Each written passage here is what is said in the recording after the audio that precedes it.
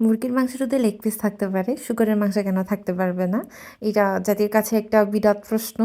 দেন শুধু শুকরের মাংস না, আমরা যত ধরনের মাংস খাই ওই মাংসগুলো তো কোনো না কোনো প্রাণী থেকেই এসেছে, তাই না? আর ওই প্রাণীগুলোর তো অবশ্যই পা থাকবে, আর পা থাকবে মানে তো এটা লেগ পিস হবে, তাই না? নাকি লেগ পিস না বলে পা পিস বলবো? অ্যান্ড এটাকে যদি আমরা লেগ পিস না বলে পা পিস বলে দিই তাহলে কি ওইটা শুনতে ভালো লাগবে? তো এনিওয়ে, জাস্ট কিডিং।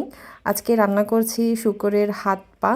এখানে হচ্ছে হাত আর পা দুটোটাই মিক্সড ছিল। আর এটা আমি পার্সোনালি অর্ডার করতে বলেছিলাম। আর তোমরা তো জানোই ঘরে বসে এখন সব কিছুই অর্ডার করলে পাওয়া যায়, বাজারে যাওয়া লাগে না। আর আমার জানার মধ্যে এটা মনে হয় আমাদের বাড়িতে তৃতীয়বারের মতো রান্না হচ্ছে। এটা রান্না করতে খুবই ইজি, বাট এটা পরিষ্কার করতে এত বেশি প্যারা লাগে ভাই, তোমরা দেখো। পুড়তে হবে, পুড়ার পর এটা ভালোভাবে পরিষ্কার করতে হবে, তারপর আবার এখানে কুটাকুটনির কাজ অনেকগুলো আছে। তারপর এখানে যদি হাড্ডিগুলো একটু বেশি শক্ত হয় তাহলে তার বলার কথাই নেই।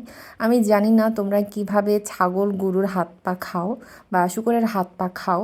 আমরা এটা পরিষ্কার করার সময় না অনেক হ্যাসেলের মধ্যে দিয়ে যায়, অনেক প্যারা লাগে এটা। বাট এটা সত্যি, এটা যেমন পরিষ্কার করতে অনেক বেশি কষ্টদায়ক, বাট এটা রান্না করার পর খেতে খুবই দারুণ একটা তরকারি। অ্যান্ড এখানে যদি সাবারাং পাতা থাকে তাহলে তো আর বলার কথাই নেই।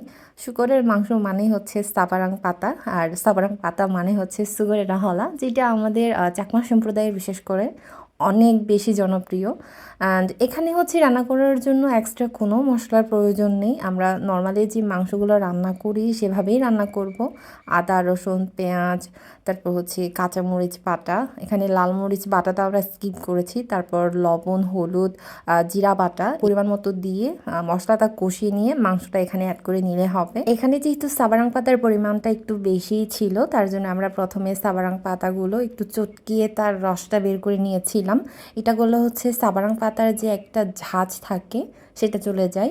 আর যদি সাবারাং পাতার পরিমাণটা কম থাকে তাহলে সেটা করার দরকার নেই। সো মাংসটা অনেকক্ষণ কষানোর পরে দেন আমরা এখানে অ্যাড করে নিয়েছি পানি।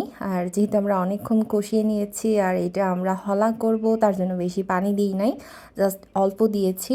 আর এখন হচ্ছে তরকারিটা পুরোপুরি হয়ে গেছে, তার জন্য আমরা সাবারাং পাতাটা অ্যাড করেছি। পাতাটা অ্যাড করার পর একটু নেড়ে চেড়ে আরও অল্প কিছুক্ষণ রান্না করার পর দেন আমরা চুলা থেকে তরকারিটা নামিয়ে নেব। অ্যান্ড এটা হচ্ছে আমার আজকের শুকরের হাত পার রেসিপি। এটাই তরকারির ফাইনাল লুক, তোমরা দেখতে পাচ্ছ। এটা খেতে কিন্তু জাস্ট অসাধারণ, দুর্দান্ত হয়েছে। এগুলো পরিষ্কার করতে একটু কষ্ট হলেও কিন্তু তরকারিটা জাস্ট অসাধারণ হয়। সো তোমাদের কেমন লেগেছে অবশ্যই কমেন্ট করে জানাবে। আর তোমরা কে কে এটা পছন্দ করো অবশ্যই কমেন্ট করে জানাবে। আমি আজকে ভিডিওটা এখানে শেষ করছি, দেখা হবে নতুন আরেকটি ভিডিওতে। সবাই ভালো থেকো, সুস্থ থেকো, টেরা বাই।